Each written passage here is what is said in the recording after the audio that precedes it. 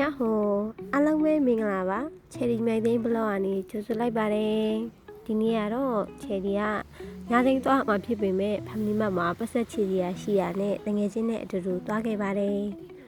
မိုးရွာနေတော့ရာသီဥတုကတော့အရင်ကောင်းမနေဘူးပေါ့နော်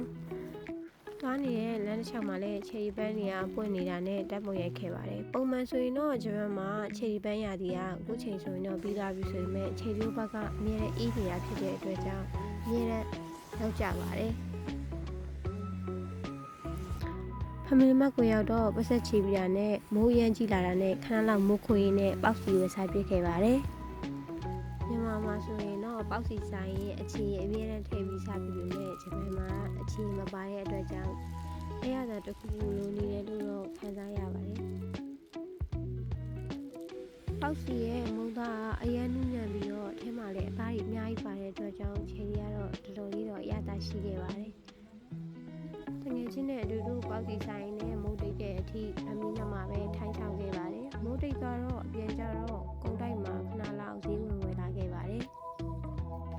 ကုန်းတိုက်ကိုသွားရင်အပျော်ဆုံးကဘာလဲဆိုရင်ဈေးချတာကိုတွေ့ရနေပါဈေးချတာကိုတွေ့ရနေဆိုရင်အရင်ပျော်ပါတယ်ပုံမှန်ဆိုရင်ချယ်ရီဘက်မှာကဂျင်းကအရင်ဈေးကြီးတဲ့အထဲမှာပါပါတယ်ခုနေ့တော့ဈေးချနေရတွေ့ရနဲ့ဂျင်းထုတ်ရင်းနှစ်ထုတ်ကိုဝယ်လာခဲ့ပါတယ်ရန်200ကျော်ပဲရှိတဲ့အတွက်ကြောင့်တော်တော်လေးတော့အဆင်ပြေပါတယ်ဂျင်းကိုရေးဆေးပြီးတော့အခဲခန်းထဲမှာခေထားဖို့လုပ်ပါမယ်ဂျပန်ကကျက်သွန်ဥနီကအကြီးဖြစ်တဲ့အတွက်ကြောင့်ဟင်းတစ်ခါချိန်ရင်ချယ်ရီအတွက်တော့မကုန်နိုင်ပါဘူးအားကြောင့်အမြဲတမ်းအလေးလေးဖြစ်တဲ့အတွက်ကြောင့်ချယ်ရီကဒီတစ်ခါတော့ကျက်သွန်ဥနီကိုကြိတ်ပြီးတော့ဟင်းချိန်တစ်ခါလေးသုံးလို့ရအောင်ရေခဲတစ်တာထဲမှာထည့်ထားပါမယ်ဂျင်းကိုအတုံးသေးသေးလေးတုံးပြီးတော့ဂျင်းအထဲထဲမှာရှိတဲ့မပြောင်သေးတဲ့ရွှွန်တွေကိုလည်းနောက်တစ်ခါရေနဲ့ထပ်ပြီးတော့ပြောင်အောင်လို့ဆေးပါမယ်ကျက်သွန်ဥနီကိုလည်းကျိတ်ဆက်ထဲမှာထည့်ကျိတ်ဖို့အတွက်ခက်ကြံကြံလေးလှီးဖို့အတွက်ပြင်ဆင်ပါမယ်တဲမှုကနေဝယ်ထားတဲ့လက်ကျိတ်ဆက်လေးကိုအသုံးပြုပြီးတော့ကျက်သွန်လေးတွေကိုကျိတ်ပါမယ်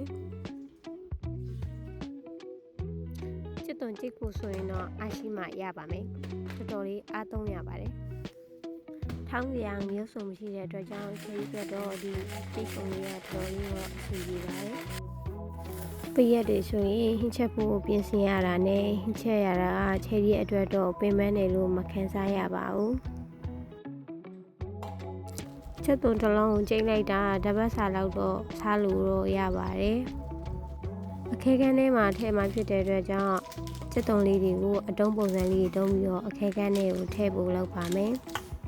ဒီတိုင်းတော့ခုနကရေးစစ်ထားတဲ့ချင်းတွေကိုရေးပြောင်းလို့တီရှူးနဲ့တုပ်ပြီးတော့အိတ်ထဲကိုထည့်ပါမယ်ဗီဒီယိုတွေရိုက်ပြီးတော့ YouTube မှာတင်နိုင်အောင်လို့စူးစမ်းပေမဲ့အလုပ်ရှိတဲ့အတွက်ကြောင့်နည်းနည်းတော့ခက်ခဲပေမဲ့ဗီဒီယိုတွေတင်နိုင်အောင်လို့စူးစမ်းပါမယ်ချယ်ရီရဲ့ဗီဒီယိုကိုကြည့်ပေးတဲ့အတွက်ကြောင့်ကျေးဇူးများတင်ပါတယ်အားတတ်နေ